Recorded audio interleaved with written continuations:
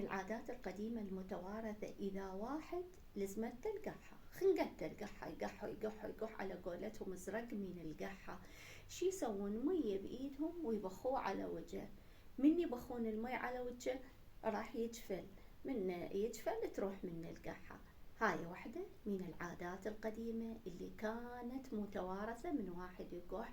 مو تنسون ادعموا القناة حتى يجيكم كل شي جديد. شكرا، أنا وياكم كنز زهرة زنقنة، تحياتي.